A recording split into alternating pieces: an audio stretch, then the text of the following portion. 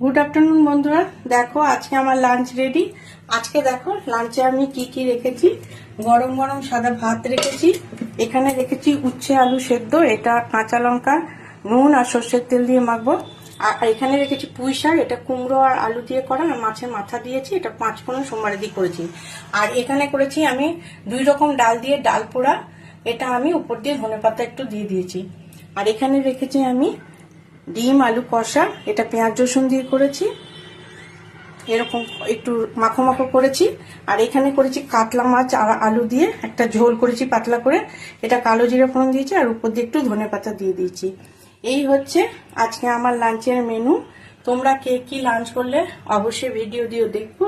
আমার lunch menu তোমাদের কেমন লাগে বা কেমন লাগলো অবশ্যই জানিও। ভালো থেকো, সুস্থ থেকো, এই পর্যন্তই।